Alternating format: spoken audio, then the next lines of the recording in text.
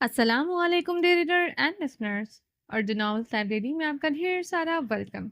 इश्क रोमांचा बाय हयात इर्तज़ा की episode number 66 लेकर हाजिर हुई हूँ। अगर आपने अभी तक मेरे इस चैनल को सब्सक्राइब नहीं किया तो जल्दी से भी सब्सक्राइब कर दें, लाइक एंड शेयर करें और अपनी राय कमेंट बॉक्स में लाजमी दें। चलिए वीडियो को स्टार्ट करते हैं।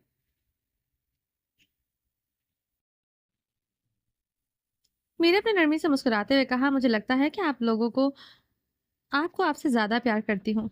मैं आपको आपसे ज़्यादा प्यार करती हूँ। रोमांचा के खुले बटनों से झलकते सीने के बालों में उँगलियाँ चलाते हुए नरमी से बोली। रोमांचा ने एकदम तेवरी चढ़ाई। बिल्कुल नहीं, मुझसे ज़्यादा तुम मुझसे प्यार कर ही नहीं सकती, सवाल ही पैदा नहीं होता। मीरा ने हैरत से आँखें फैलाकर इसे देखा। अच्छा, आप इतने यकीन से कैसे कह सकते हैं? इसने मुँह बसोड़ते हुए कहा। शिकवा किया। रोमांचा ने शरारत से लबों पर ज़बान फेर दी, क्योंकि मैं अपने प्यार को, अपनी मोहब्बत को साबित कर सकता हूँ, जो कि तुम बिल्कुल नहीं कर सकती। मीरा अपनी आईब्रो चढ़ाते हुए कहा। अच्छा, वो कैसे? वो ऐसे कि रोमांचा ने सरगोशी की और लम्हे भर में इसके चेहरे के करीब झुक कर आया। इसके लबों पर अपने लब रखते हुए इसकी पंखुड़ियों पर अपनी मदहोश सांसों की जंबिश छोड़ दी थी। लम्हा जैसे ठहर गया था। सांसें आपस में उलझने लगी थी और मीरब ने बंद आंखों के साथ इसकी कुर्बत को महसूस किया था। Love you. लबों का साथ ही मिलते ही मीरब ने पलकें झपकाईं, जैसे अभी भी हकीकत का यकीन न आया हो। वह नरमी से मुस्कुराते हुए अपने शाख के सीने में सर छुपा गई थी, जहां सुकून और मोहब्बत का हर जज्बा इसे अपनी पनाह में ले रहा था। लव यू टू जाने शाह। शाह ने गहरी सरगोशी में कहा। इसकी सांसों पर अपने लबों की मेहर सब्त कर दी। वो मीरब के वजूद को खुद में समेटते हुए 4 महीनों की जुदाई का हिसाब पूरी ईमानदारी से चुका रहा था। मोहब्बत जो हर लम्हे शिद्दत पकड़ती जा रही थी, अब मुकम्मल आज़ादी में बहने लगी थी। रोमांचा ने इसके नाजुक हाथों को थामकर अपने लबों को छुआ, जैसे हर लम्हा हर जुदाई के पल का अजाला कर रहा हो। वह कतरा कतरा मोहब्बत इस पर बखेर रहा था, जैसे हर एहसास इसे खुद से बांध लेना चाहता हो। शरारती भरे शरारती मोहब्बत भरे लम्हों में हर पर्दा हटता चला गया। फासले तहलील हो गए और मोहब्बत अरूज पर थी। मीरत मजबूत हाथों की गिरफ्त में खुद को पिघलता महसूस कर रही थी। रोमांचा के हर गहरे लम्स की हिद्दत ने हर लम्स को महका दिया था, हर एहसास को सच्चाई बख्श दी थी। वो मोहब्बत जिसका हर लम्हा शिद्दत से इंतजार था, आज मुकम्मल हो रहा था। पूरी शिद्दत से धड़कनों की नमी हलक में उतारते हुए वो मीरत के लिए खड़ा इम्तिहान बने, जिसे मोहब्बत के समंदर में उतार रहा था। हर लम्हा जैसे जज़्बात की रवानी में बहता जा रहा था, हर एहसास मज़ीद गहरा होता जा रहा था। मीरत की पलकें लरस रही थी, सांसें बेतरतीब थी, मगर दिल मुकम्मल तौर पर रोमांचा की मोहब्बत में डूब चुका था। वह तकिए के कोनों को मुट्ठी में जकड़े अपने शाही मोहब्बत को पूरे दिल से महसूस कर रही थी। हर लम्स, हर सरगोशी, हर धड़कन जैसे इसके वजूद पर तहरीर हो रही थी। चांदनी रात खामोशी से इनकी मोहब्बत की गवाह बनी हुई थी। नर्म रोशनी, हल्की सी हवा और मोहब्बत की हिद्दत ने जैसे वक्त को थाम लिया था। वो रात, वो लम्हा इनकी मोहब्बत की अमर कहानी का एक हसीन बाप बन गया था। शामीर ने रोज शामीर ने जोर से शॉट लगाते हुए फातिहाना अंदाज में बाजू हवा में उछाला था। मैं जीता हूँ। अब्दुल्ला ने फौरन चेहरा बसोड़ते हुए एहतजाज किया। आप बिल्कुल नहीं जीते, क्योंकि आप चीटिंग करते हैं। हम आपके साथ आज के बाद नहीं खेलेंगे। अब्दुल रहमान के तेवर भी किसी नाराज जंगजू से कम न थे। ये तो हमेशा का मसला है, हारते नहीं, बस जीतने का बहाना ढूंढते हैं। शामीर ने दोनों की तरफ मसनूई गुस्से से देखा और हाथ बांधकर बोला, हद है यार, तुम लोग कितने ड्रामेबाज हो। जब हारने लगते हो तो मुझे चीटर बना देते हो। दादा दादी जो खेल के एम्पायर बने बैठे थे, बच्चों की मासूम जिद पर हंसने लगे। दादाजान ने मुस्कुराते हुए शामिर को छेड़ा। हमारे पोते बिल्कुल सही कह रहे हैं। एसपी साहब, आपको शर्म आती नहीं आती छोटे छोटे बच्चों के साथ चीटिंग करते हुए? दादी जान ने भी अपने पोतों की हिमायत करते हुए सर हिलाया। बिल्कुल, हमारा वोट बच्चों के साथ है। शामी ने दोनों हाथ माथे पर मारे और अफसरदा अंदाज में आह भरी। गलत कर रहे हैं आप लोग। मैंने चीटिंग नहीं की। मैं जीता हूँ यार, ऐसे तो ना करो। पूरा खानदान चीटिंग करता है और इल्जाम मुझ मासूम पर लगा देता है। हम एक काम करते हैं, थर्ड एम्पायर से पूछते हैं। मेरा साथ सिर्फ मेरी बेचारी बीवी देगी क्यों? मिरहा, बताओ, मैं जीता हूँ कि नहीं? शामी ने शरारती नजरों से माँ की तरफ देखा। मिरहा मुस्कुराकर बोली, हाँ, मेरा मेरा फैसला भी यही है कि आप आउट हो गए हैं। और वो बॉल जो आपने आखिरी लम्हात में छक्के के लिए इस्तेमाल की थी, किसी काम की नहीं थी। शाहमी ने हैरत से मुंह खोलकर सबको देखा और आखिरकार मसनूई खफगी से ऐलान किया, शर्म करो, सबके सब मिले हुए हो। आज के बाद तुम लोगों के साथ कभी नहीं खेलूंगा। हमेशा ऐसा ही करते हो। जब कभी मैं जीत जाता हूँ तो पूरा घर कैको से गूंज उठता था। मिरहा जल्दी से वहां से निकलने की कोशिश कर रही थी, क्योंकि शामिर की नजरें वाज़ेह तौर पर बता रही थी कि वो कुछ बोलने वाला है। मैं अभी आप लोगों के लिए कुछ खाने को लाती हूँ। वो जल्दी कहते कहते किचन की तरफ बढ़ गई थी। शामिर ने भी फौरन इसके पीछे कदम बढ़ा दिए। मैं जरा हेल्प कर देता हूँ। वो भी तेज कदमों से किचन तक आ गया था। मिरहा ने हंसते हुए इसकी तरफ देखा। शामिर, प्लीज बाहर जाए, मैं अभी कुछ खाने को लाती हूँ, बस थोड़ा सा सब्र करें। शामिर ने मसनूई गुस्से से हाथ बांध दी। अच्छा, बाहर जाऊं? ड्रामेबाज, तुम अपने बेटों के साथ मिलकर कह रही थी कि मैंने चीटिंग की है, जबकि तुम्हें अच्छी तरह से पता है कि असल चीटिंग तो तुम्हारे सास-ससुर और तुम्हारे बेटे कर रहे थे। तुमने इनका साथ दिया, अब तुम्हें सज़ा मिलेगी। मिनहा शरारत से हँसी, आप अपनी सज़ा अपने पास रखें। हर वक्त पुलिस वाले की तरह हम पर तैनात ना रहा करें। ये पुलिस वाला सिस्टम अपने थाने में रखा करें जनाब। वो हंसते हुए पीछे हट रही थी और शाहमीर कदम ब कदम इसकी तरफ बढ़ रहा था, लेकिन जैसे वो मिरहा को मजीद तंग करने वाला था, अचानक इसकी फ़ोन की बेल बज उठी थी। मिरहा ने जल्दी से मौके का फ़ायदा उठाया। हाँ, अपना फ़ोन देखें, काम भी कर लिया करें। वो हंसते हुए कहकर बच्चों के लिए फ्राइज़ निकालने लगी। शामीर ने एक नज़र इस पर डाली, फ़ोन निकाला और संजीदगी से स्क्रीन को देखते हुए किचन से बाहर निकल गया। मोबाइल की स्क्रीन पर रोमांचा का नंबर जगमगा रहा था। शामीर ने एक नज़र मिरहा की जानिब देखा, जो अब भी बच्चों के लिए खाने का बंदोबस्त कर रही थी। फिर गहरा सांस लेकर फ़ोन कान से लगा लिया। अस्सलाम वालेकुम। वालेकुम अस्सलाम। दोनों के दरमियान सरसरी से सलाम दुआ हुई, मगर शाहमीर को मालूम था कि रोमांचा के फ़ोन का मकसद क्या है। शाहमीर, पता चल गया इस कुत्ते का? रोमांचा ने वही सवाल पूछा जिसकी शाहमीर को उम्मीद थी। नहीं, वो शायद मुल्क छोड़कर भाग चुका है। इस दिन से लेकर अब तक जितने भी सुराग मिले हैं, वो यही साबित करते हैं कि वो अपने दोस्तों के हमरा यहाँ से फरार हो चुका है। रोमांचा की सांसें भारी हो गई थी, आवाज़ में सख्ती दराई थी। शाहमीर, सोच लो, अगर इसने दोबारा नुकसान पहुंचाने की कोशिश की तो शाहमीर की गिरफ्त फ़ोन पर मजबूत हो गई। इसकी नज़रें दीवार पर जम गई थी। ऐसा नहीं होगा, मगर कैसे यकीन कर लूँ? रोमांचा की आवाज़ में बेचैनी थी। शामीर ने तहम्मुल से मगर अज़म के साथ कहा, मैंने हार नहीं मानी। मैं इसे ढूँढ रहा हूँ। इंशाअल्लाह जीत हमारी होगी। हम इसे पकड़ने में कामयाब हो जाएँगे। तुम बस दुआ करो। फ़ोन की दूसरी जानिब चंद लम्हे खामोश रही। फिर अमान शाह ने गहरा सांस लिया और कहा, दुआ भी करूँगा और तुम्हारे साथ खड़ा भी होऊंगा। बस जल्दी करो शाहमीर, इस बार वो बचना नहीं चाहिए इंशाअल्लाह। शामीर ने अज़म से कहा और कॉल ख़त्म कर दी। फ़ोन रखते ही इसने एक लम्हे को आंखें मूंदी, फिर दिल में कुछ हलचल सी थी, मगर चेहरे पर अज़म बरकरार था। मिरहा ने इसकी संजीदगी भांप ली थी, मगर कुछ कहे बगैर वो बच्चों के पास चली गई। शाहमीर ने फ़ोन जेब में डाला और वो गहरी सोच में मुब्तला था। शायद वो भी काशान रिजवी के बारे में सोच रहा था। जल्दी जल्दी रेडी हो जाओ, आज पता है ना कहाँ जाना है। डॉक्टर शाहजेब ने जैसे ही हॉस्पिटल से घर में कदम रखा, ऊंची आवाज़ में कहते ही पूरे लाउंज में जिंदगी भर गई। इसकी गहरी पुरजोश आवाज़ ने खुशी की लहर दौड़ा दी। दरवाजे पर खड़े इसके चेहरे पर दिन भर की थकन के बावजूद इस एक खास खुशी की चमक थी।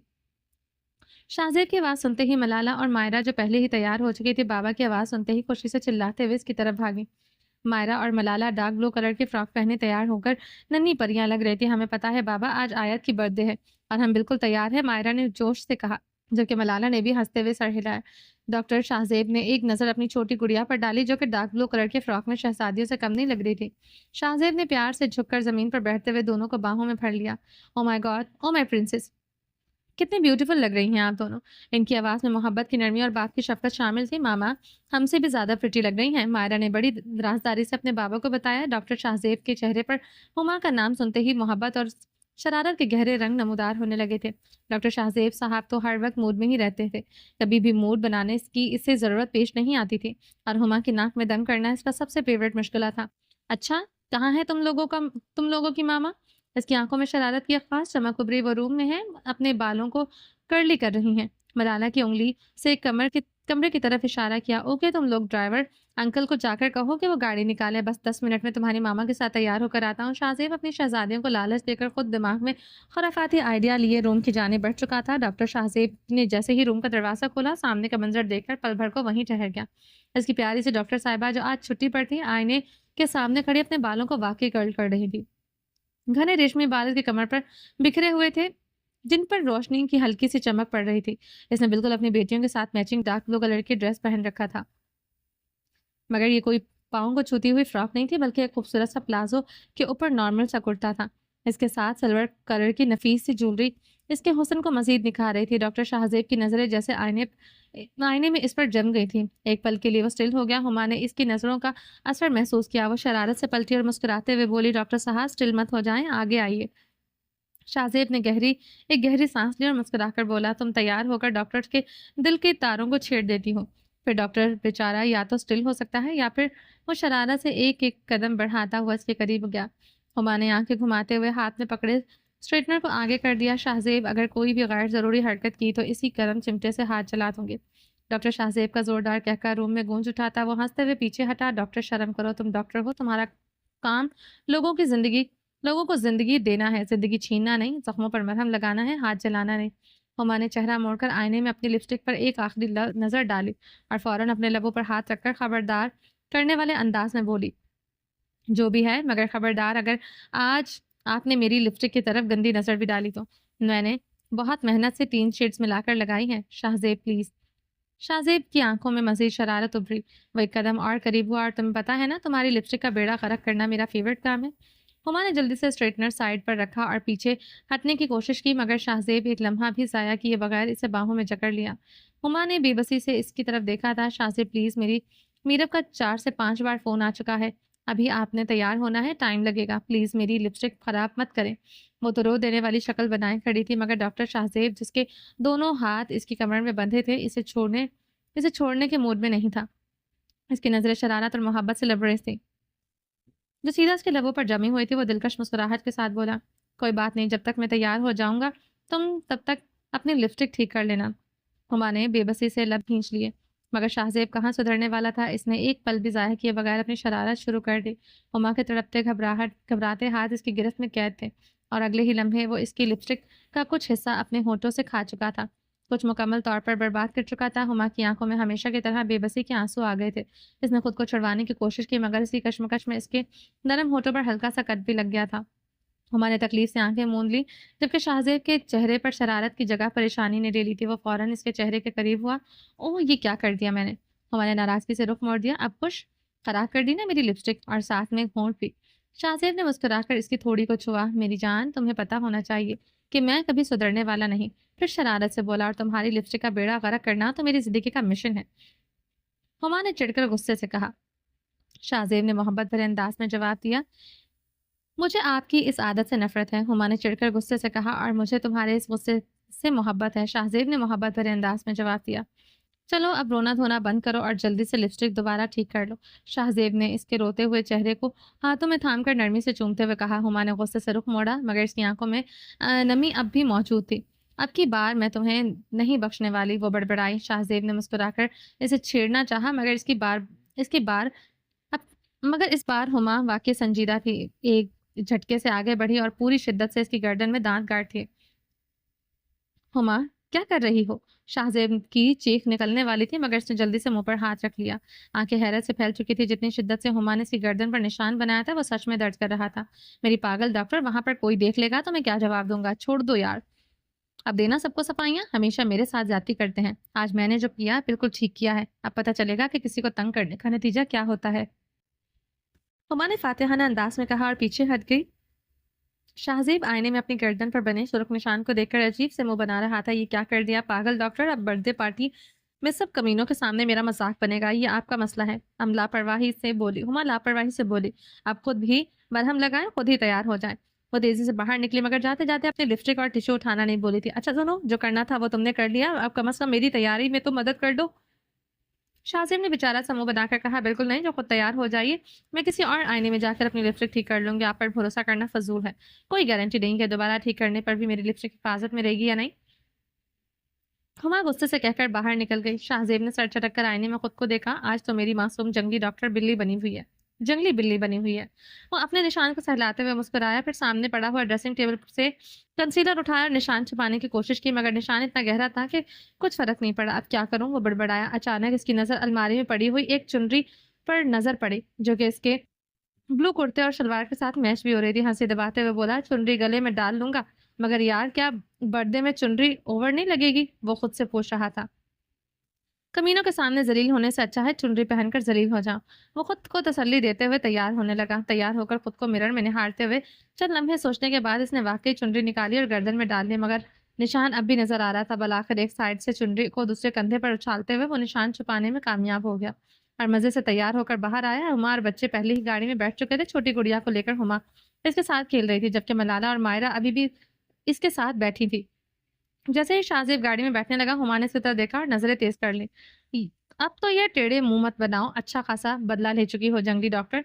शाहजेब ने हुमा की गोद से अपनी छोटी बेटी को उठा लिया और मुस्कुराते हुए बोला, मलाला मायरा, तुम दोनों ड्राइवर अंकल के साथ अगली सीट पर बैठो। जी बाबा। दोनों खुशी खुशी अगली सीट पर चली गई। हुमा ने घूरकर शाहजेब की तरफ देखा, जो अब चुनरी को दुरुस्त कर रहा था। गाड़ी में बैठते ही एक बार फिर से शाहजेब ने होठों को गोल करते हुए किसका इशारा किया था। कहीं तो सुधर जाया करें, हुमा ने सरगोशी की। शाहजेब ने शरारत से मुस्कुराकर सरगोशी में जवाब दिया, अगर मैं सुधर जाऊंगा तो मुझे डॉक्टर शाहजेब खान कौन कहेगा।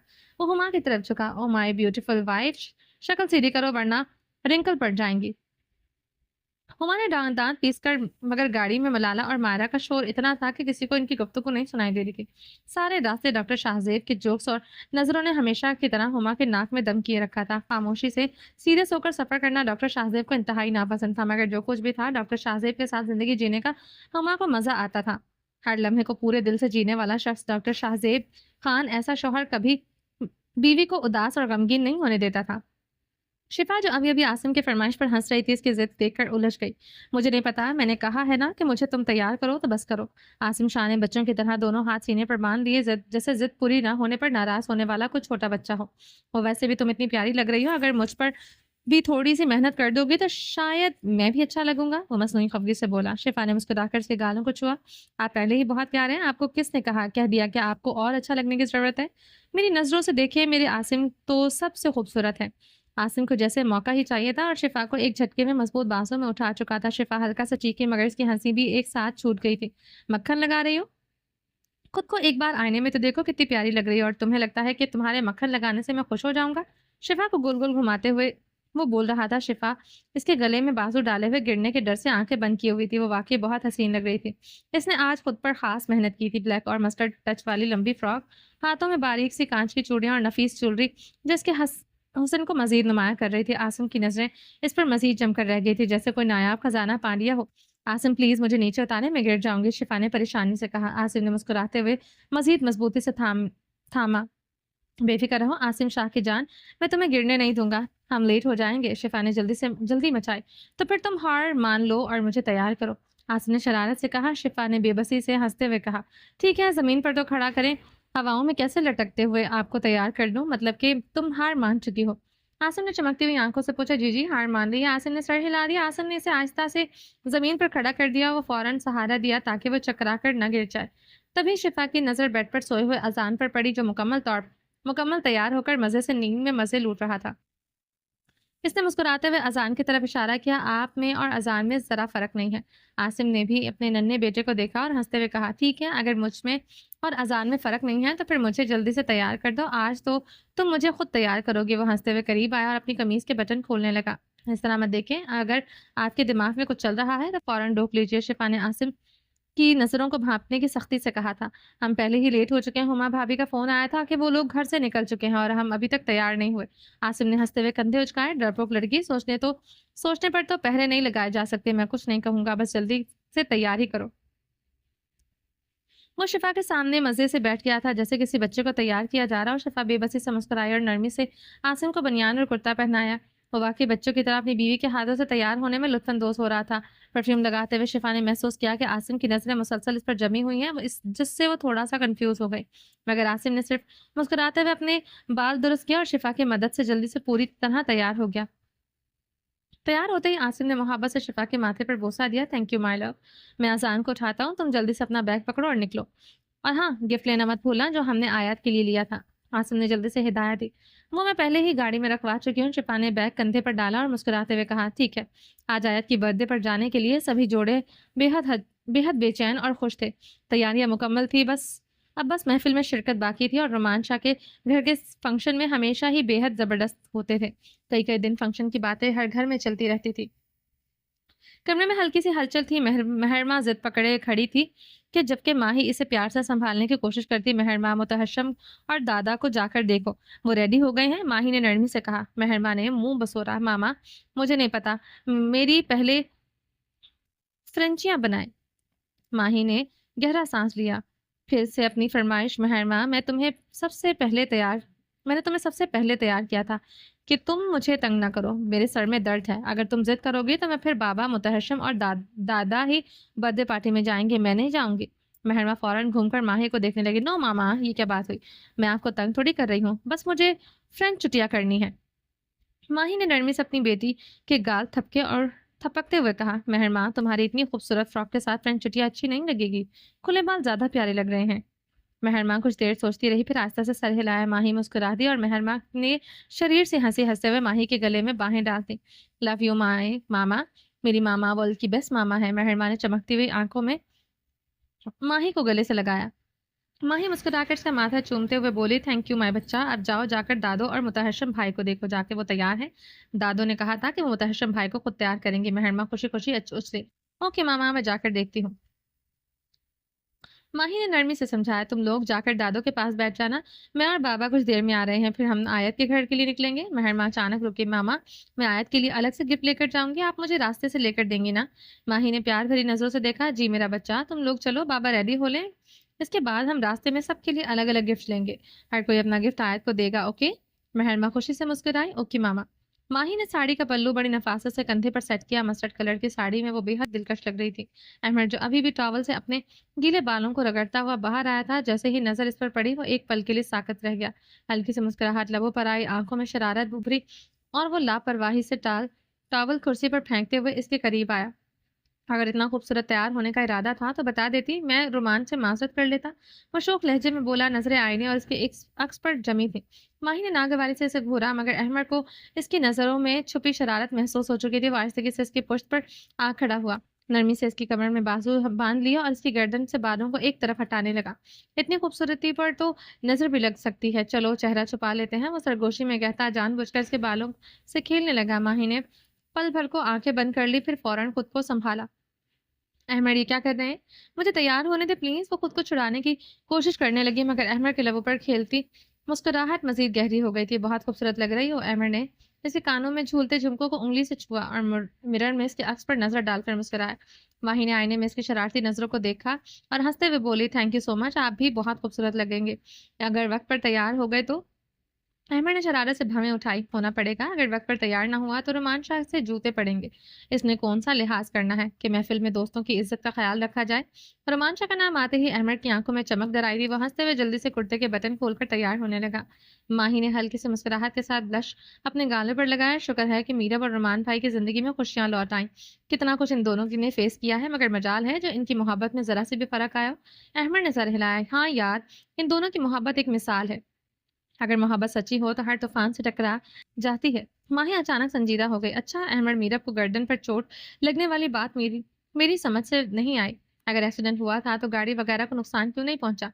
और जब रोमान भाई, शामिर भाई और सब लोग मीरब के एक्सीडेंट की बातें कर रहे थे तो सबके लहजे में ऐसे थे जैसे कुछ छुपा रहे हो। अब वो ये सवाल था जो महीनों से सोच रही थी, मगर आज पहली बार जुबान पर ले आई।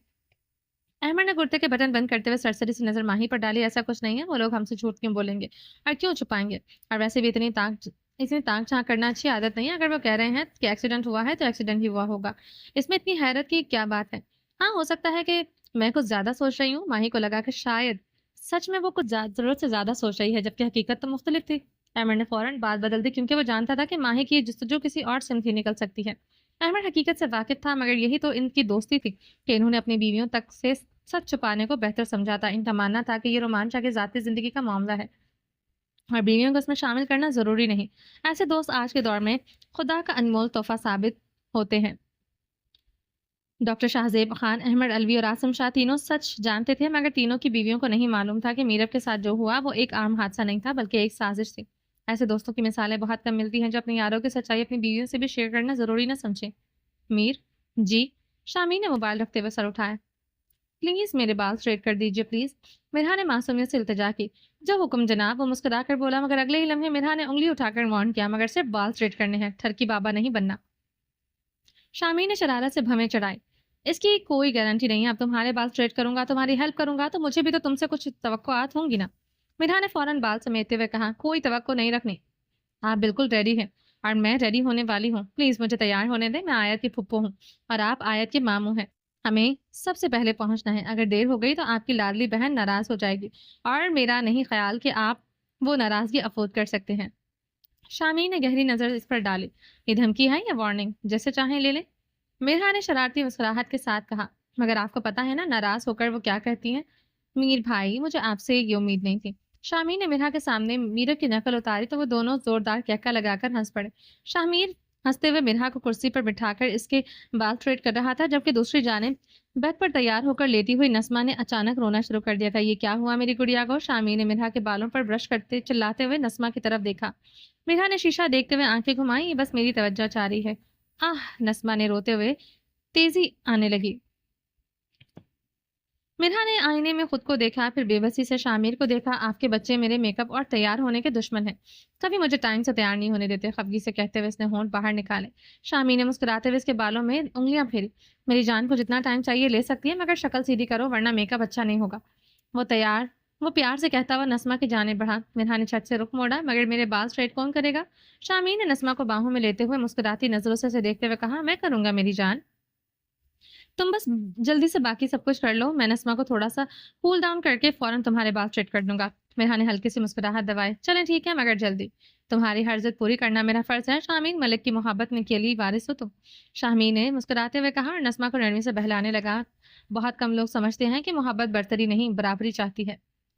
एसपी शामीर मलिक, जिसका दबदबा पूरे शहर में था, जिसके नाम से दुश्मन थर-थर काँपते थे, वही शामिर अपनी बीवी के बाल स्ट्रेट कर रहा था। लोग शायद ये सोच भी नहीं सकते थे कि एक ऐसा मर्द जिसके एक हुक्म पर शहर की हवाएं रुख बदल लें, वो अपनी बीवी के नास नखरे उठा रहा होगा। क्या ये कमजोरी थी? नहीं, ये असल मर्दानगी थी। वही मोहब्बत जो मिरहा के बिखरे वजूद को जोड़कर मुकम्मल कर गई थी। डरी सहमी खुद को अधूरा समझने वाली मिनहा आज शाहमीर की मोहब्बत में निखर चुकी थी।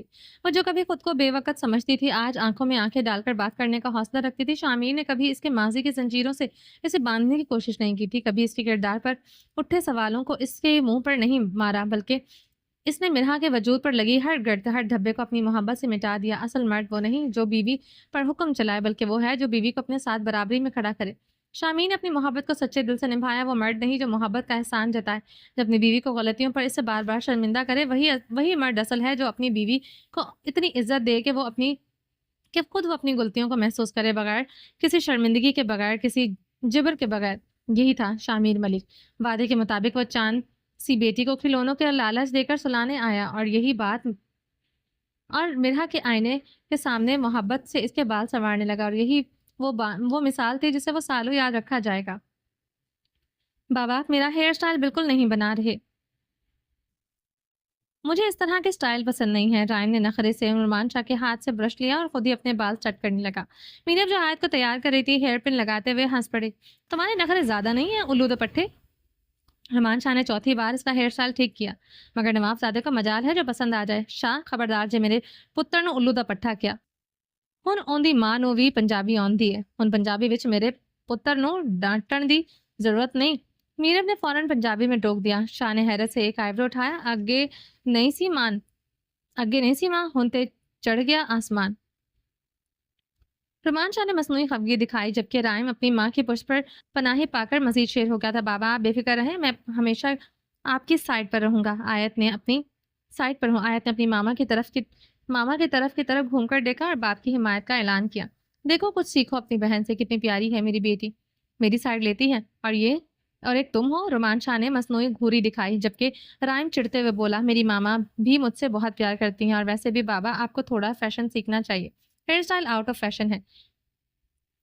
ਮੈਨੂੰ ਕੋਈ ਸ਼ੌਕ ਨਹੀਂ ਹੈ ਬਾਂਦਰਾ ਵਰਗੇ ਪੁੱਠੇ ਸਿੱਧੇ हेयर स्टाइल ਬਣਾਉਣ ਦਾ। ਇਨਸਾਨ ਦੇ ਬੱਚਿਆਂ ਵਾਂਗਰ ਫੈਸ਼ਨ ਕਰਿਆ ਕਰ, ਤੇ ਜ਼ਿਆਦਾ ਮੇਰੇ ਪਿਓ बन के मैनू न सिखाया कर कि फैशन की होता है। फरमान शाह ने पंजाबी में तंज किया, जबकि मीरब की हंसी रोकने का नाम नहीं ले रही थी। तुम दांत बाद में निकाल लेना, पहले जल्दी से बच्चों को रेडी करो, जकिया के हवाले करो और आकर मुझे भी तैयार करवाओ। सब लोग पहुंचने वाले हैं और मैं अभी तक तैयार नहीं हूँ। मीरब आईने के सामने खड़ी जल्दी जल्दी आयत के बालों में हेयर पिन लगा रही थी। तो मैं कौन सा पूरी तरह तैयार हूँ? मैंने भी ड्रेस ही पहननी है। तुम जैसी खूबसूरत चीज को तैयार होने की जरूरत ही क्या है? रोमान शाह ने लापरवाही से जवाब दिया, आईने में खुद को देखते हुए। मीरब ने हमेशा की तरह रोमान शाह की पसंद का लिबास पहना हुआ था, मगर आज कलर रोमान शाह का नहीं बल्कि मीरब की पसंद का था। मतलब रेड नहीं, ब्लैक था। ब्लैक रंग की पैरों को छूती बड़ी सी घेरों वाली फ्रॉक, जो रोमान शाह ने खास तौर पर ऑर्डर करके मंगवाई थी, और उसके साथ डायमंड की नफीस ज्वेलरी जो खुद रोमान शाह ने सेलेक्ट की थी। आयत ने इस वक्त व्हाइट और पिंक कलर की फेरी फ्रॉक पहनी हुई थी, जिस पर मीरब ने निहायत खूबसूरत हेयर स्टाइल बनाया था, लेकिन हेयर पिन्स खुल जाने की वजह से बाल बिखर गए थे। वो जल्दी जल्दी इन्हें सेट कर रही थी और राइम अपने छोटे छोटे हाथों से अपने बाल सेट करने में मसरूफ था। रोमान शाह ने कभी राइम के साथ अपनी मोहब्बत लफ्जों में बयान नहीं की थी, मगर इसके हर अंदाज, हर निगाह में अपने बेटे के लिए बेपनाह शफ़क़त छुपी हुई थी। वो राइम को देखता तो यूँ महसूस होता था जैसे वक़्त ने इसे दोबारा बचपन में लौटा दिया हो। राइम शाह न सिर्फ़ चेहरे के नक़ूश में बल्कि फ़ितरत, मिज़ाज और रवैये में भी रोमान शाह की मुकम्मल अक्कासी करता था। वही बेखौफ, वही कादर, वही वक़ार, वही ज़िद और वही अना, मगर मोहब्बत में भी वही गहरी वाबस्तगी। राइम चाहे जितना भी बड़ा हो जाता, रोमान शाह के लिए वो हमेशा इसकी जान का टुकड़ा था। वो हिस्सा जिसे वो अपनी रूह की तरह महफ़ूज़ रखना चाहता था। रोमान शाह बज़ाहिर सख्त गिर था, मगर जब भी राइम ज़िद में आकर अपनी मोहब्बत जताता तो इसके दिल की दुनिया रोशन हो जाती। वो अपनी मोहब्बत का इज़हार ख़ामोशी से करता था। कभी बेटे की पसंद का लिबास लाकर, कभी सर पर हाथ रखकर, कभी दूर बैठकर इसकी छोटी-छोटी कामयाबियों पर दिल ही दिल में फ़ख्र महसूस करके। ये मोहब्बत लफ्ज़ों की मोहताज नहीं थी, ये वो मोहब्बत थी जो एक निगाह, एक ख़ामोश दुआ और एक छुपे हुए फ़ख्र में कैद थी। राइम शाह रोमान शाह का अक्स था, मगर शायद वो वही अक्स जिसमें रोमान शाह ने अपनी छुपी हुई मोहब्बत का रंग कुछ ज़्यादा ही नुमायाँ कर दिया था। नीचे दिलावर खान ने पूरे घर को जैसे ख्वाबों की दुनिया में बदल दिया था। हर दीवार पर खूबसूरत फेरी लाइट्स जगमगा रही थीं। सॉफ्ट पिंक और वाइट बलून्स की माला सी बनी हुई थी। दीवारों पर खूबसूरत फूल और आयत की बचपन की तस्वीर लगाई गई थी जो इस लम्हे को मज़ीद ख़ास बना रही थी। पूरा घर एक मैजिकल फेरी लैंड में बदल चुका था। हर कोने में आयत की मासूमियत और खुशियों को समेटने का एहसास नुमाया था। सब मेहमानों की नज़र दरवाजे की तरफ थी जहाँ से आज सबसे ख़ास परी और अपने वालिदैन के हमरा अपनी फेरी टेल नाइट के लिए दाखिल होने वाली थी। पूरा शाह विला एक ख्वाबनाक जन्नत में बदल चुका था। नीचे जैसे ही कदम रखते आंखों के सामने रोशनियों का एक हसीन समा बिखर जाता। दिलावर खान ने हर चीज़ को निहायत नफ़ासत से सजाया था, जैसे हर चीज़ अपनी जगह पर बात कर रही हो। हॉल का मरकज़ी दरवाज़ा सफ़ेद और गुलाबी झालरदार पर्दों से ढका हुआ था, जिनके दरमियान फेरी लाइट झिलमिल कर रही थी, जैसे तारों की बारात हो। वो दरवाज़े पर एक शानदार आर्च बना था, जिस पर ताज़ा फूल ख़ासकर नर्म गुलाबी रंग के फूल, लेयर्स और ऑर्किड्स की माला लिपटी हुई थी लिलीज़ और ऑर्किड्स की माला लिपटी हुई थी और दरमियान में सॉफ्ट गोल्डन न्यून में लिखा हुआ था आवर लिटिल प्रिंसेस आयत्स बर्थडे। अंदर दाखिल होते ही एक ख्वाबनाक पिंक और वाइट थीम ने पूरे माहौल को जादुई कर दिया था। बड़े बड़े हीलियम बलून जो कि पिंक, वाइट और थोड़े से सिल्वर कलर के थे, हॉल में हर जगह तैर रहे थे। छत पर लटकते हुए फूलों के साथ क्रिस्टल के झूमर की रोशनी पूरे फंक्शन को मजीद शहाना बना रही थी। मरकजी हॉल में केक टेबल पर एक फेरी टेल सेटअप का मंजर पेश कर रही थी। आयत के नाम का नियॉन साइन बैकग्राउंड पर जगमगा रहा था, जबकि एक 5 तहों पर मुश्तबिल सफ़ेद और सॉफ्ट पिंक थीम केक सोने की ताज जैसी डेकोरेशन के साथ दरमियान में रखा था। केक के इर्द-गिर्द कपकेक, डोनट और कुकीज़ तरतीब से रखे गए थे, जिन पे आयत के नाम की इब्तिदाई हुरूफ और ताज की शक्ल के छोटे-छोटे सजावट के तौर पर लगे गए थे। कॉर्नर्स पर सॉफ्ट और वाइट क्लाउड्स जैसे कॉटन और डेकोरेशन और फेरी लाइट्स के साथ-साथ सेटिंग अरेंजमेंट्स रखी गई थी, जहां पिंक, नरम और मुलायम कुशन और मखमली सफ़ेद सोफ़े रखे गए थे, जो किसी महल की शाही कमरों का समा दे रहे थे। किड्स कॉर्नर को खास तौर पर आयत के लिए किसी किले की मानंद सजाया गया था, जहां छोटे-छोटे झूले, पिंक और white teddy bears, Barbie dolls और नियॉन के नरम खिलौने रखे गए थे। टेबल पर नन्हे वो गुलाबी और जादुई छड़ियाँ रखी गई थीं, ताकि वहाँ आने वाली छोटी बच्चियाँ भी खुद को प्रिंसेस महसूस कर सकें। पूरे घर में खुशबूदार लेवेंडर मोमबत्तियों की महक बिखरी हुई थी और नरम धुन पर मबनी म्यूजिक चल रहा था, जो माहौल को मज़ीद पुरकशिश बना रहा था। आज की रात आयत शाह के लिए वो थी जो सिर्फ फेरी टेल्स में होती थी, रोशनियों में नहाई मोहब्बत से सजी और बेशुमार खुशियों से भरी हुई। हॉल की रोशनी में एकदम जैसे चमक सी दौड़ गई थी। वो जब शाह फैमिली सीढ़ियों से नीचे उतर आ रही थी, रोमान शाह, मीरा, इब्राहिम और आयत एक मुकम्मल रॉयल फैमिली की तरह लग रहे थे। आयत अपनी नन्ही से फेरी फ्रॉक में किसी परी जैसी लग रही थी, जबकि राइम मुकम्मल ब्लैक थ्री पीस में अपने बाप की कॉपी लग रहा था। दरमियान में आयत और राइम दोनों साइड पर रोमान शाह और मीरब जैसे एक शाही खानदान किसी बड़ी तकरीब में कदम रख रहा हो। मीरब की ब्लैक रंग की घेरदार फ्रॉक सीढ़ियों पर बहती हुई लग रही थी। हर कदम पर शहजादियों जैसा वक़ार और नरमी थी। रोमान शाह अपने मखसूस दबंग अंदाज में ब्लैक शलवार कमीज़ और कोट में जच रहा था, जैसे किसी सल्तनत का शहज़ादा हो। सब नज़रें इन पर टिकी हुई थी। जैसे ही वो नीचे पहुँचे, एकदम पूरे हॉल में माशाअल्लाह की सरगोशियाँ गूंजने लगी। किसी की ज़ुबान से बेख्तियार निकल गया था, अल्लाह नस्ल बद से बचाए, कितनी हसीन फैमिली है। आयत खुशी से अपने बाबा का हाथ थामे हुए छोटे-छोटे कदमों से चल रही थी, जबकि राइम अपनी माँ के साथ एक मुकम्मल प्रिंस लग रहा था। पूरे हॉल में एक जादुई कैफियत थी, जैसे कोई ख्वाब हकीकत में बदल चुका हो। रुमान शाह की बेटी की सालगिरह थी और इस मौके पर आधा शहर इस तकरीब में शरीक था। हॉल के हर कोने में रोशनियों की झिलमिलाहट थी, दीवारों पर सफ़ेद और पिंक फूलों की आराइश की गई थी, जबकि छत के शानदार फानूस लटक रहे थे, जो तकरीब को मज़ीद शहाना बना रहे थे। मेहमानों की आमद का सिलसिला जारी था। शामिल मलिक और मिरहा अपने बच्चों के हमरा मेन गेट पर खड़े मेहमानों को खुश आमदीद कह रहे थे, जबकि डॉक्टर शाहज़ेब खान और डॉक्टर हुमा पहले ही तकरीब का हिस्सा बन चुके थे।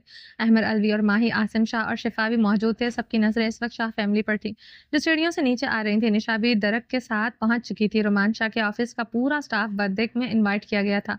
हॉल में एक रंगीनी छा चुकी थी, हर तरफ खुशबू बिखरी हुई थी और मौसीकी की मध्यम धुनों में माहौल ख्वाबनाक लग रहा था। मीरब के माँ बाप के चेहरे खुशी से दमक रहे थे। आखिर ये इनकी नवासी की सालगिरह थी और रोमान शाह की बेटी की सालगिरह हो तो कहीं कोई कमी ना रह ही नहीं सकती थी। हॉल रोशनियों से जगमगा रहा था और माहौल में खुशबू और खुशियों की हलचल थी। हैप्पी बर्थडे की आवाज़ से चारों तरफ गूंज रही थी। हॉल के बीचों बीच 5 स्टेप वाला खूबसूरत केक सजा हुआ था, जिस पर नन्ही आयत का नाम लिखा हुआ था। गुलाबी और सुनहरी रोशनियों में वो केक किसी शाही तकरीब का हिस्सा लग रहा था। रोमान शाह ने अपनी शहजादी को मोहब्बत से गोद में उठाया और नन्ही उंगलियों में छुरी थमाकर अपनी मजबूत गिरफ्त में से संभाला। मीरा, प्राइम और रोमान शाह तीनों एक साथ थे और जैसे ही छुरी ने केक को छुआ तो तालियों की गूंज ने माहौल को मजीद पुरजोश बना दिया। नन्ही परी आयत की खुशी दीदनी थी। इसकी चमकती आंखें खिलखिलाती सब को अपनी तरफ मतवज्जा कर रही थी। केक के नरम मुलायम टुकड़े मेहमानों को तकसीम होने लगे। मुलाजमीन मुस्तैदी से सबको सर्विंग कर रहे थे। हर तरफ गिफ्ट्स का ढेर लग चुका था। सब मेहमान अपनी अपनी मोहब्बत का इजहार करते हुए नन्ही आयत को तोहफे दे रहे थे, जो खुशी से अपने बाबा की तरफ देखती, कभी अपने मामा और कभी भाई की तरफ। रोमान शाह ने बेटी की पेशानी पर मोहब्बत भरा बोसा दिया, जबकि मीरब ने नरमी से इसकी खुशी में मजीद रंग भरते हुए इसे सीने से लगा लिया। ये एक शहाना और खुशियों भरा लम्हा था, जहाँ हर आंख खुशी से जगमगा रही थी और हर चेहरे पर मुस्कुराहटों की बहार थी। असल तोहफा तो अभी बाकी था। रोमान शाह ने मुस्कुराते हुए अपनी नन्ही शहजादी को एक शानदार डॉल हाउस गिफ्ट किया, जो किसी परियों के महल से कम ना था। रंग बिरंगी डॉल्स, मुख्तलिफ खूबसूरत फर्नीचर, झूले और नन्हे नन्हे कमरों से सजा ये डॉल हाउस देखकर आयत की खुशी के साथ में आसमान को छू रही थी। लेकिन सबसे कीमती तोहफा तब आया जब रोमान शाह ने एक चमकता हुआ हीरों का ताज निकाला, जिसमें से अपने हाथों से मोहब्बत से अपनी बेटी के सर पर सजाया। आयत ने जैसे ही आईने में खुद को देखा तो नन्ही परी ने खुशी से ताली बजा दी। मीरब ने आंखें आगे बढ़कर आयत को खूबसूरत रैपर में पैक डायमंड की हेयर पिन की जोड़ी गिफ्ट की थी, जिसको जल्दी से खोलकर इसने इसके बालों पर लगा दिया था, जो कि एक छोटी-छोटी जुल्फों को मज़ीद दिलकश बना रही थी। शामिल और मिन्हा के तोहफ़े का सबको इंतज़ार था, क्योंकि वो दोनों हमेशा कुछ ख़ास ही करते थे। अब्दुल्ला अब्दुल रहमान को आयत नन्ही परी के लिए अलग से ख़ास गिफ्ट्स लाए थे, जिन्हें देखकर आयत की आंखों में मज़ीद चमक आ गई थी। रायन ने आगे बढ़कर अपनी बहन को एक प्यारी सी गुड़िया पेश की, जो आयत ने फ़ौरन गले लगा ली थी। ये तो सब कुछ है, मगर नाना नानी के तोहफे कहाँ है? किसी ने मुस्कुराकर पूछा और सबकी नजरें आयत के नाना नानी पर जा टिकी, जिन्होंने मोहब्बत से आयत के लिए एक खास तोहफा दिया था, जिसे खोलते ही नन्ही परी खुशी से गिफ्ट्स में छुप गई थी। मह- महल कहकों से गूंज उठी थी महफिल कहकों से गूंज उठी थी। खुशियों का समा था और रोमान शाह की नन्ही शहजादी का यह दिन एक हसीन याद बन चुका था। शाहजेब ने हमेशा की तरह माइक पकड़ते हुए ऐलान किया, अब हमारा रोमान शाह हमारी प्यारी सी भतीजी के लिए खूबसूरत सा गाना गाएंगे। हमेशा की तरह अपनी मर्जी से ऐलान कर देना डॉक्टर शाहजेब की आदत थी, मगर हैरत के तौर पर इस बार रोमान शाह ने गुस्सा नहीं किया था। खामोशी से माइक थामा, एक नजर अपनी मासूम सी बेटी पर डाली, फिर आयत को मीरब की बाहों में थमाते हुए अपनी भारी मध्यम आवाज में गाना गुनगुनाना शुरू किया था। तियां कर दियां रौनका, तियां कर दियां रौनका, तियां नाल रौनका जग दियां, तियां हंस दियां चंगियां लग दियां। लफ्जों के साथ साथ माहौल बदल गया। रोमांचा की आवाज में जो गहराई थी वो सीधी दिलों में उतर रही थी। हॉल में मुकम्मल खामोशी थी, जैसे सबकी किसी जादू के जेर असर आ गए हों। मीरब ने आयत को मोहब्बत से सीने से लगाया, इसकी आंखें चमक रही थी। रोमांचा की गायकी में सिर्फ मौसीकी नहीं, बल्कि एक बाप की बेपनाह मोहब्बत, इसके जज्बात और इसकी दुआएं शामिल थी।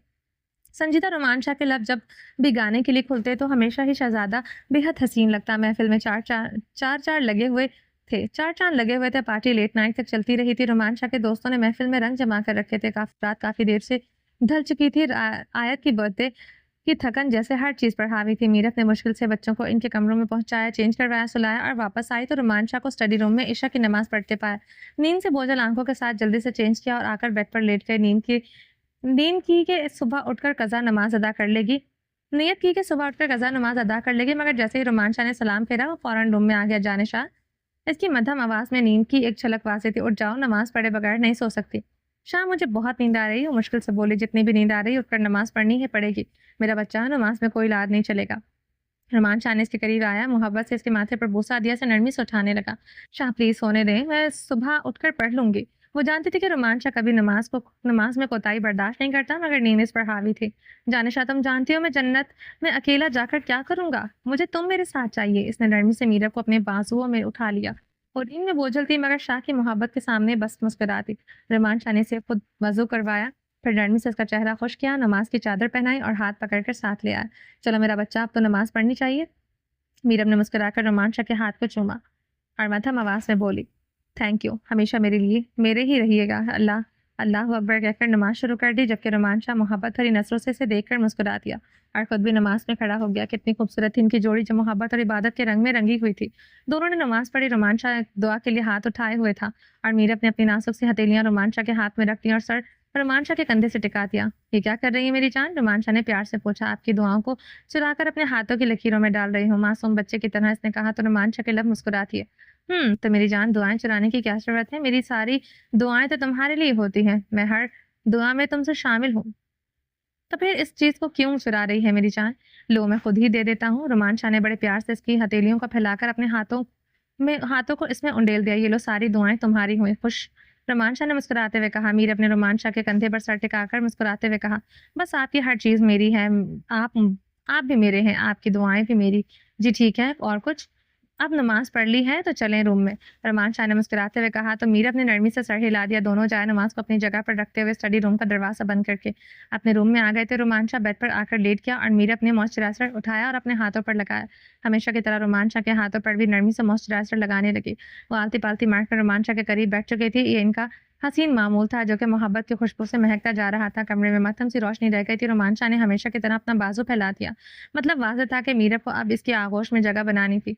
मीरब ने नरमी से सर रोमांचा के बाजू पर रखते हुए अपना हाथ इसके सीने पर रखा, जैसे रोज का मामूल था। रोमांचा ने माथे पर मोहब्बत भरा लम्स छोड़ा और अपनी जान को खुद में समेट लिया। इसकी प्यार भरी नजरों में वही गहरी मोहब्बत छलक रही थी, जो हर दिन मजीद बढ़ती जा रही थी। लेफ्ट साइड पर रखा हुआ लैंप रोमांचा ने मध्यम रोशनी में डुबा दिया, अपनी जान को मजीद करीब करते हुए पुरसुकून नींद में के सुपुर्द कर दिया। पुलिस थाने में खौफ और दबाव का आलम था। छत पर लटकते बल्ब की मध्यम रोशनी में कुर्सियों से बंधे चारों मुलजिम पसीने में शराब और जख्मों से चोट सांसें बेतरतीब लिए बैठे थे। इनके चेहरों पर मारपीट के आसार नुमाया थे। खून और पसीने की मिली जुली बू माहौल को मजीद बोझल बना रही थी। सामने शामीर मलिक नीम दराज गहरी नजरों से मुलजिमों को घूर रहा था। इसकी नजरें किसी शिकारी के माने शिकार पर मरकूज थी, जैसा वो इनकी रूह तक झांक लेना चाहता हो। कमरे में सिर्फ सिपाहियों के कदमों की आहट और मुलजिमों की थरथराती सांसें गूंज रही थी। बहुत हो गया ड्रामा, शामी ने सर्द लहजे में कहा। वो आहिस्ता आहिस्ता कुर्सी से उठा और अपनी आस्तीनें चढ़ाई और सामने पड़े पानी के जग को झटके से उठाकर एक मुलजिम के चेहरे पर दे मारा। बताओ, काशान रिजवी कहाँ है? इसकी गरजदार आवाज ने कमरे में तूफान खड़ा कर दिया था। पानी की छींटे बढ़ते ही मुलजिम बुरी तरह से हाँफने लगा, मगर फिर भी बेबसी से बोला, हमें नहीं मालूम, सच कह रहे हैं। शामिर के लबों पर हल्की सी मुस्कुराहट आई, मगर ये मुस्कुराहट महज खामोश तूफान का खैमा थी। सच? तुम लोग सच बोलने के काबिल होते तो यहाँ ना होते। वो आगे बढ़ा और एक जोरदार घूंसा मुलजिम के पेट में दे मारा। मुलजिम तकलीफ से दोहरा हो गया, मगर फिर भी इज्जत पर कायम रहा। हमने आग लगवानी थी, मानते हैं, मगर काशान के बारे में नहीं जानते। वो कहाँ है? हमें कोई खबर नहीं। दूसरा मुलजिम हाँ कांपती आवाज में बोला। शाहमी ने गर्दन तिरछी की, गहरी सांस ली और अपने आदमियों को आंखों ही आंखों में इशारा किया। अगले ही लम्हे दरवाजा बंद हो चुका था। बाहर खड़े सिपाहियों ने चौकसी इख्तियार कर ली थी। अब यहाँ सिर्फ चीखें गूंजने वाली थी। शामीर ने मारने की और खाल उधेड़ने की जैसे कसम खा रखी थी। शामीर मलिक के मार से मुलजिमों की चीखों की आवाजें थाने में खौफ और हिरास फैला चुकी थी। इतनी मार खाने के बावजूद भी मुजरिम मतलब काशान रिजवी के दोस्त यही कह रहे थे कि इन्हें पता है कि काशान कहाँ है। शामीर थक गया था इनको मारते हुए। इनकी खाल उधेड़ चुका था, मगर जब हतमी कोई अच्छा जवाब नहीं मिला तो शामीर मलिक डंडा वहीं फेंक कर बाहर निकल आया और सीधा अपने ऑफिस में जाकर ही दम लिया। पानी का ग्लास उठाकर लबों को लगाते हुए वो खुद को पुरसुकून कर रहा था। जल्दी से एक कांस्टेबल ने आकर पूछा, सर मैं आपके लिए कुछ मंगवाऊं? शामीर ने हाथ उठाकर इसे बाहर जाने को कहा। शामीर इस वक्त कुछ सोच रहा था और वो नहीं चाहता था कि इसकी सोचों में कोई खलल डाले। शामीर खामोशी से कुर्सी पर बैठा नजरें दीवार पर जमाए गहरी सोच में था।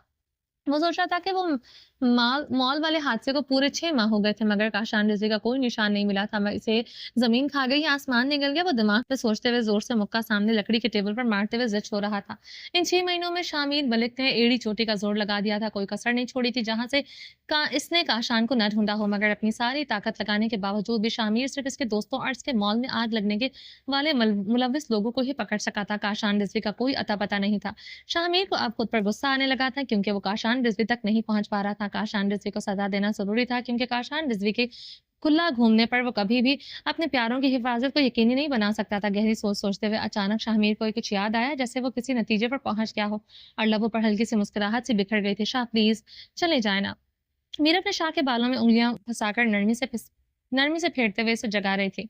मेरी जान प्लीज मुझे आराम करने दो, आज संडे है। तुमने क्या मुझसे बर्तन धुलवाने हैं या घर की सफाई करवानी है? रोमान शाह ने गहरी नींद से बेदार होकर करवट ली तो होकर उल्टा होते हुए उठने से साफ इनकार कर दिया। अच्छा आज आपको नींद आ रही है? जब आप मेरा हर संडे खराब करते हैं तब क्या?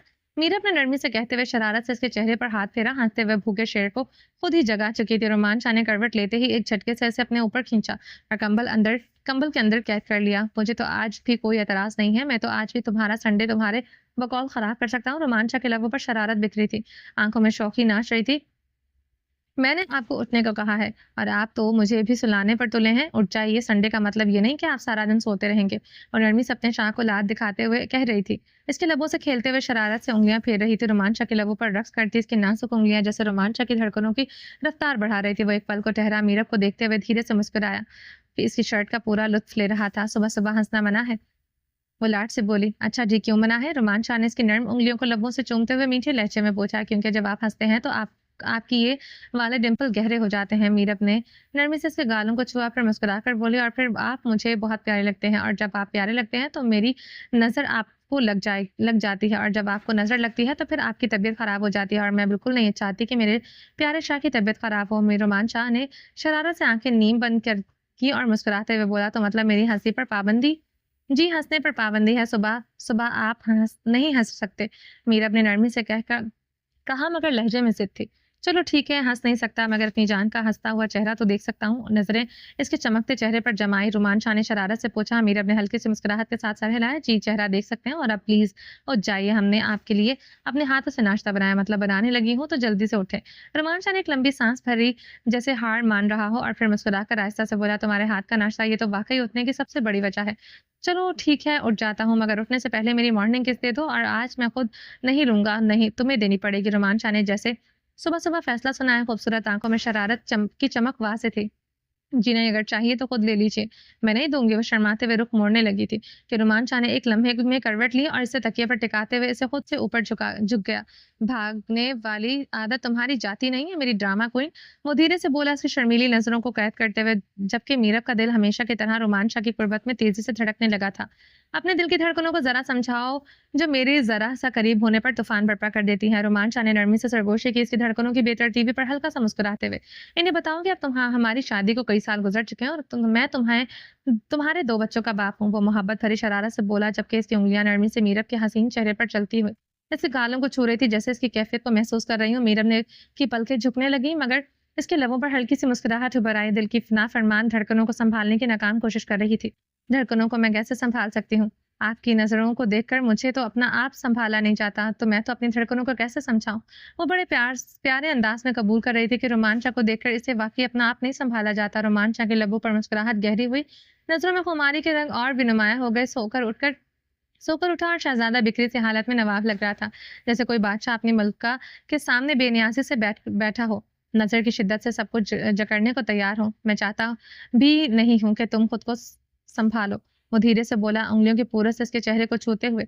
तुम हमेशा मेरे सामने यूं ही बिखरी बिखर कर रहो, और मैं तुम्हें समेटता रहूंगा। प्यार के इन मीठे लम्हों में दोनों खोए हुए थे। इनकी मोहब्बत बेहद खूबसूरत थी, इतनी गहरी के एक दूसरे के करीब होना इन्हें मुकम्मल कर देता था। दुनिया की कोई परवाह नहीं थी। कौन कहता है कि शादी के कई साल बाद मोहब्बत में कमी आ जाती है? इन दोनों को देखकर ऐसा तो बिल्कुल नहीं लगता था।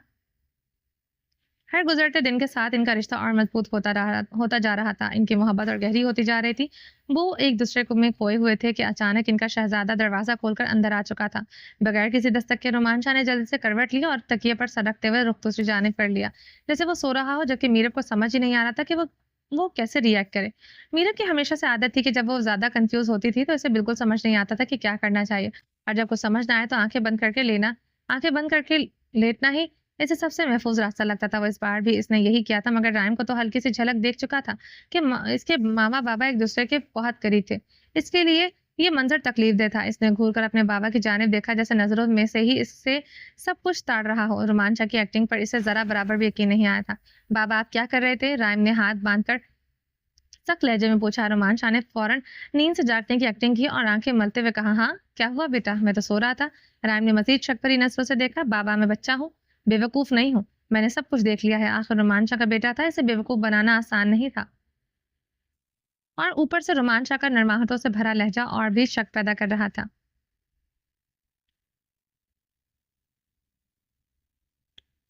चलें जी, बाकी का नेक्स्ट एपिसोड में कंटिन्यू करेंगे। उम्मीद है आपको ये एपिसोड पसंद आई होगी। चैनल को सब्सक्राइब नहीं किया तो जल्दी से भी सब्सक्राइब कर दें, लाइक एंड शेयर करें और अपनी राय कमेंट बॉक्स में लाजमी दें। अपना ढेर सारा ख्याल रखिएगा, दुआओं में याद रखिएगा। मिलते हैं नेक्स्ट एपिसोड के साथ, तब तक के लिए अल्लाह हाफिज़।